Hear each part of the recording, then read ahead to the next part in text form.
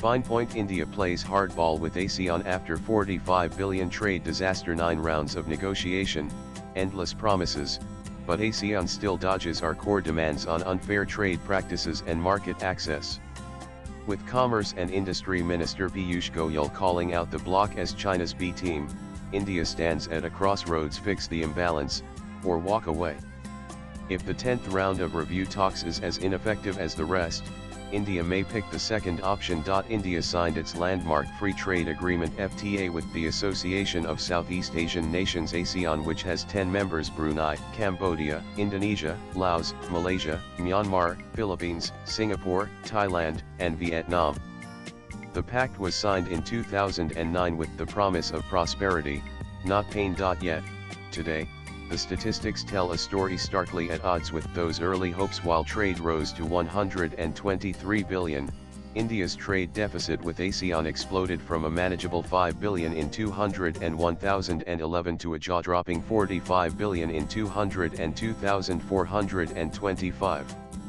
This deficit is now in the same league as India's 46 billion trade surplus with the United States, which is being aggressively targeted by Trump with tariffs. And then there is the chronic deficit of almost 100 billion India faces with China. Plus, this is not the only bad deal that India is coping with. It also has FTAs with Japan and South Korea to fix.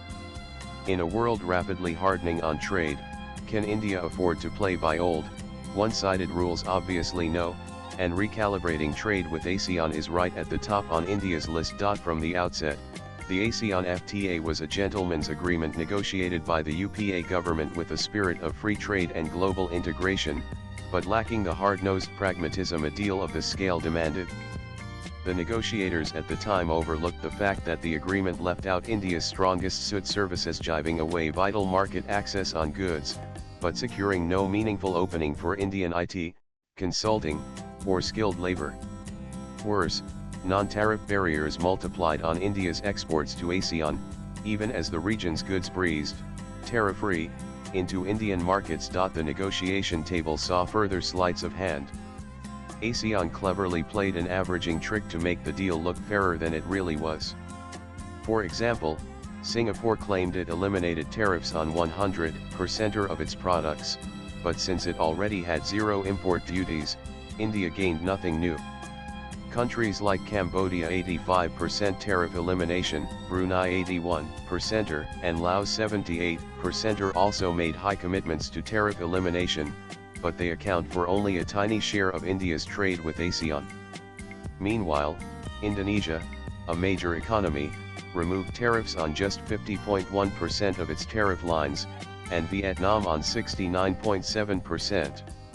When these figures were averaged together, along with Singapore's inflated 100%, the official ASEAN average jumped to 76.4%, giving the impression of big market openings. In reality, India opened up 74.2% of its market to ASEAN goods, but mostly received high tariff cuts from ASEAN's smallest economies, while the big players kept many barriers in place. As a result, Indian exporters struggled to access key ASEAN markets, while India faced a flood of duty-free goods from across Southeast Asia. Meanwhile, ASEAN found loopholes, twisting rules of origin to allow Chinese goods safe passage into India's economy under ASEAN's flag, turning the FTA into a backdoor for Beijing's industrial might. No surprise, then, that Union Minister Piyush Goyal called the ASEAN bloc what everyone's been whispering: China's B team. As Goyal bluntly stated at the India Global Forum, many of these countries are, practically, proxies for Chinese goods. We are not going to keep our doors open to such practices. This remark landed harshly on ASEAN, but it must be recognized that India's grievance is genuine and its patience is running out. This lopsided deal hurts even more, given India's ongoing struggle to tame its ballooning deficit with China, the very country whose shadow now looms over the ASEAN pact as well. Meanwhile, the United States under Trump, never shy about tough love, has slapped tariffs on partners including India over its own deficits, which are comparable in size to India-ASEAN's gap. The winds of economic nationalism are intensifying globally, and the ASEAN trade deal's moment of reckoning is looming. Since 2023, India has demanded a comprehensive review, pushing back against what industry calls a one-way street. The results so far have been 9 unproductive negotiation rounds with much rhetoric, but few genuine fixes. Negotiators are raising the fact that Indian companies utilize only 3,040 of the FTA's benefits, while ASEAN competitors exploit 6,570, often through creative paperwork and weak checks on rules of origin. Indian exporters complain of mounting non-tariff barriers and quotas. Entire sectors from steel and chemicals to electronics voice their frustration as duty-free imports batter domestic manufacturers and dilute investment, all while ASEAN members trap India in endless talks. This cannot go on. Moreover, with ASEAN in the middle of talks with China, its largest trade partner, to expand their FTA, the problem will only grow larger. ASEAN's trade with China is growing fast, standing at around 982 billion in 2024 with a deficit of 190 billion pegged against Southeast Asia. Senior government and industry leaders now openly say, enough is enough. If the upcoming 10th review round delivers no real corrections on import barriers, rules of origin, or a fair shake for Indian services, India may invoke the Termination Clause 1 written notice, and the FTA dies in 12 months. This should not be mistaken for saber-rattling. The pressure on India is real, and walking away from the pact is a tangible option.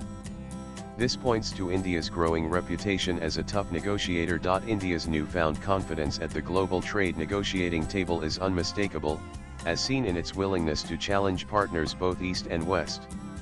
Nowhere is this more evident than in its tough, high-stakes talks with the United States, widely regarded as the hardest trade partner, where India has refused to be hurried or strong-armed into a deal that doesn't serve its national interest. The Modi government is also pushing back against China's economic tactics, battling for access to rare earths, confronting non-tariff barriers, and standing firm on restricting Chinese investments even as China pressures India to reopen its markets. Swipe left for next video. At the same time, India has already secured major wins, sealing a historic free trade deal with the UK this year and a powerful CEPA with the UAE in 2022, while actively negotiating with the European Union and Australia for stronger, more balanced agreements. All of this signals a shift under Modi. India is not swayed by free trade idealism, but is recognized as a sharp, strategic negotiator that puts national interest front and center, rewriting its trade playbook amidst a global churn in trade relations. India's new approach is neither protectionist nor isolationist, it's simply pragmatic. It means playing by the rules, but ensuring those rules are fair.